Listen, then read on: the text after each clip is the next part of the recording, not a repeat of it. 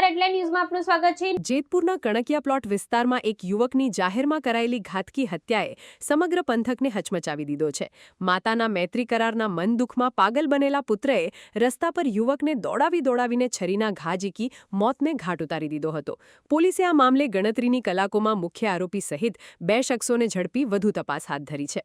પ્રાપ્ત માહિતી અનુસાર જેતપુરના કણકિયા પ્લોટ અંબર ટોકીઝ પાછળ વાલ્મીકીવાસમાં રહેતા કમલેશભાઈ અરવિંદભાઈ વાઘેલા નામના યુવક પર જયંત કાળુભાઈ વાઘેલા નામના યુવકે છરી વડે હુમલો કરી સરાજાહેર મોતને ઘાટ ઉતારી લીધો હતો।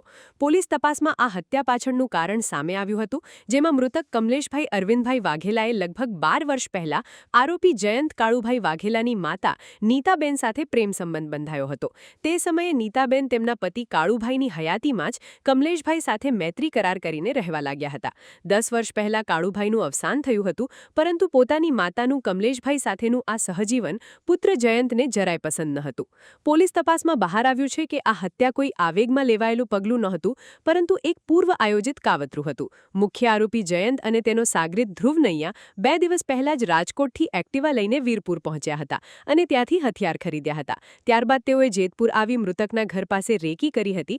ઘટનાના દિવસે બપોરે જ્યારે કમલેશભાઈ છાશ લેવા માટે નીકળ્યા ત્યારે આરોપીઓએ તેમને ગલીમાં આંતરી લીધા હતા। આરોપી જયંતે રસ્તા પર કમલેશભાઈને દોડાવીને છરીના આડેધડ 6 જેટલા ઊંડા ઘા મારી દીધા હતા। ધોળા દિવસે બનેલી આ ઘટનાનો સીસીટીવી વિડીયો સોશિયલ મીડિયા પર વાયરલ થતા ચકચાર મચી ગઈ હતી। ગંભીર રીતે ઘાયલ કમલેશભાઈને સારવાર માટે સરકારી હોસ્પિટલ ખસેડવામાં આવ્યા હતા, પરંતુ ફરજ પરના તબીબોએ તેમને મૃત જાહેર કર્યા હતા। હત્યાના આ બનાવની જાણ થતાં જ જેતપુર સિટી પોલીસ અને રાજકોટ એલસીબીનો કાફલો તાત્કાલિક ઘટના સ્થળે પહોંચી ગયો હતો। મૃતકના ભાઈ કપિલભાઈની ફરિયાદના આધારે પોલીસે હત્યાનો ગુનો નોંધી મુખ્ય આરોપી જયંત વાઘેલા અને તેના સાગરીતની ધરપકડ કરી લીધી હતી। પોલીસ દ્વારા બંને આરોપીઓની પૂછપરછ કરવામાં આવી રહી છે અને હત્યામાં વપરાયેલા હથિયાર કબજે। હાલ પોલીસ આ કેસની સઘન તપાસ ચાલી રહી છે અને જો તપાસમાં અન્ય કોઈની સંડોવણી જણાશે તો તેમની સામે પણ કડક કાર્યવાહી કરવામાં આવશે। રિપોર્ટર અમુ સિંગલ, જેતપુર। જેતપુર શહેરમાં જે ગઈકાલે હત્યાનો બનાવ બનેલ હતો તેમાં એક આરોપીનું નામ જે એફઆઈઆરમાં હતું તેમને ધોરણસર અટક કરવામાં આવેલ છે અને અન્ય એક આરોપી ધ્રુવ નૈયા કરીને કે જે આરોપીનો કઝિન બ્રધર થાય છે તે રાજકોટથી તેની સાથે હતો અને જેતપુર જે બનાવ બનેલ તેમાં પણ તેમણે કાવતરામાં મદદગારી કરેલ હતી, જેના આધારે તેમને પણ ધોરણસર અટક કરવામાં આવેલ છે।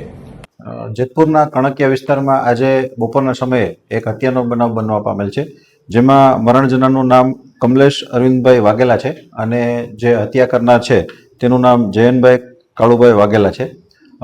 મરણ જનાર છે તે આરોપીની માતા સાથે મૈત્રી કરારથી રહેતો હોય અને આરોપીના જે પિતા છે એ 10 વર્ષ પહેલાં ગુજરી ગયેલો હોય અને આરોપી રાજકોટ મુકામે રહેતો હોય।